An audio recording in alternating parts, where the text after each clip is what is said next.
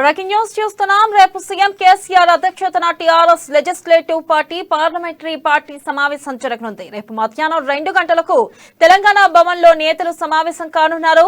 ఎమ్మెల్యేలు, ఎమ్మెల్సీలు, ఎంపీలతో పాటు టీఆర్ఎస్ రాష్ట్ర స్థాయి నేతలు ఈ మీటింగ్ కు హాజరు కానున్నారు.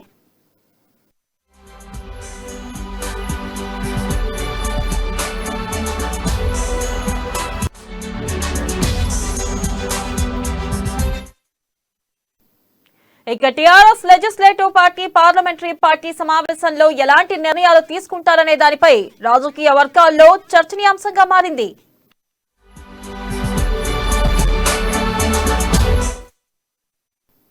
ప్రోటోకాల్ రగడ ఈ మధ్య టీఆర్ఎస్ అధినేత కేసీఆర్ బీజేపీపై దూకుడుగా వెళ్తున్నారు.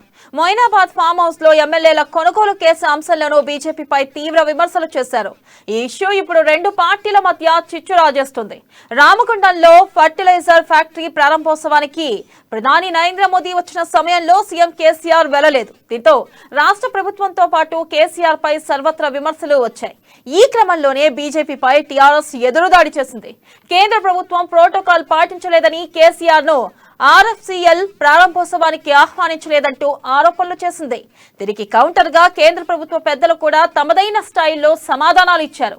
ఈ ఎపిసోడ్ లో 2 ప్రభుత్వాల మధ్య మాటల యుద్ధం సాగింది. ఇదంతా ఎపిసోడ్ ఒక ఎత్తైతే రేపు జరగబోయే పార్లమెంటరీ సమావేశంలో సీఎం ఏ అంశాలపై చర్చిస్తారు, ఎలాంటి నిర్ణయాలు తీసుకుంటారనేది ఆసక్తిగా మారింది.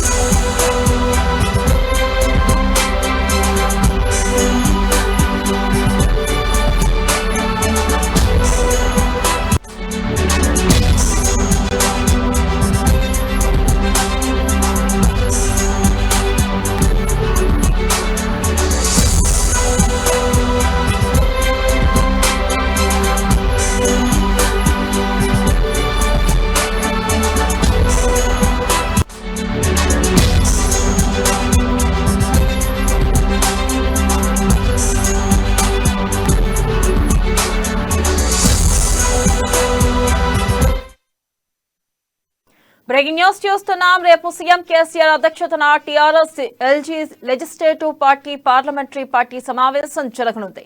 ఇక రేపు మధ్యాహ్నం 2 గంటలకు తెలంగాణ భవన్ లో నేతలు సమావేశం కానున్నారు. ఎమ్మెల్యేలు, ఎమ్మెల్సీలు, ఎంపీలతో పాటు టీఆర్ఎస్ రాష్ట్ర స్థాయి నేతలు ఈ మీటింగ్ కు హాజరు కానున్నారు. ఇక దీనిపై మరింత సమాచారాన్ని మా ప్రతినిధి కీర్తన అందిస్తారు. కీర్తన, చెప్పండి. తెలంగాణ కేసీఆర్ రాజకీయ పక్షాలను సమర్థవంతంగా ఎదుర్కొనేందుకు వ్యవహరిస్తున్నారని చెప్పచ్చు. అయితే తెలంగాణ భవన్లో టీఆర్ఎస్ విస్తృత స్థాయి ఉపాయానికి ముందు కూడా అయితే భారత రాష్ట్ర సమితి జాతీయంగా చేస్తున్నారు. ఎన్నికల సంఘానికి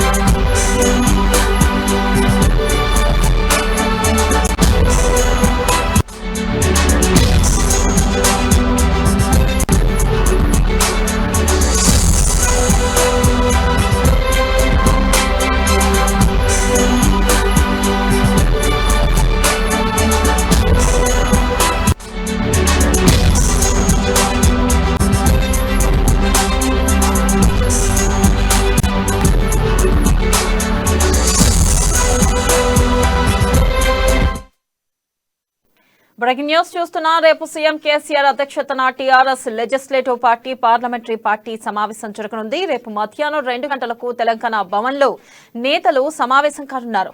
ఎమ్మెల్యేలు, ఎమ్మెల్సీలు, ఎంపీలతో పాటు టీఆర్ఎస్ రాష్ట్ర స్థాయి నేతలు ఈ మీటింగ్ హాజరు కానున్నారు. ఇక దీనిపై మరింత సమాచారాన్ని మా ప్రతినిధి కీర్తన అందిస్తారు.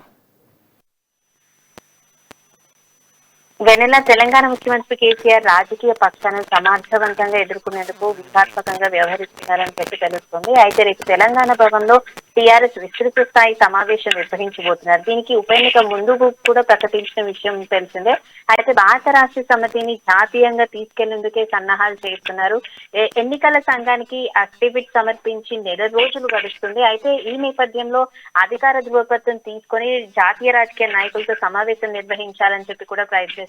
దీన్ని ముందుగా చూసుకున్నట్లయితే టీఆర్ఎస్ తరఫున ఎన్నికైన ప్రజాప్రతినిధులతో పాటు పార్టీ నాయకులతో ఈ విస్తృత స్థాయి సమావేశం నిర్వహించి ఏకాభిప్రాయం తీసుకోబోతున్నారు అని చెప్పేసి వినికిడి.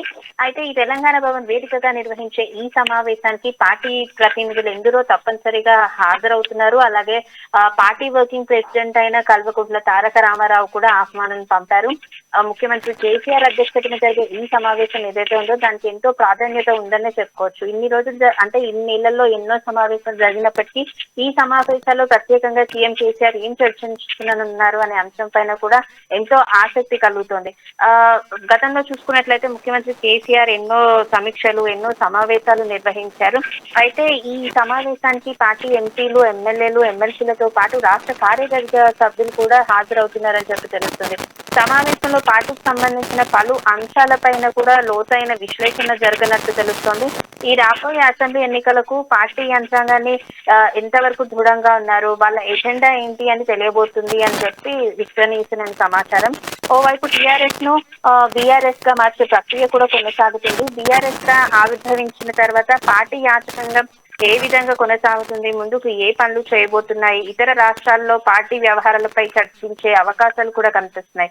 ఇటీవల జరిగిన మునుగుడు ఉప ఎన్నికల అనుభవాలు కూడా తీసుకొని ఓటింగ్ పై విశ్లేషించిన తర్వాత దానిపైన చర్చించినట్లు తెలుస్తుంది.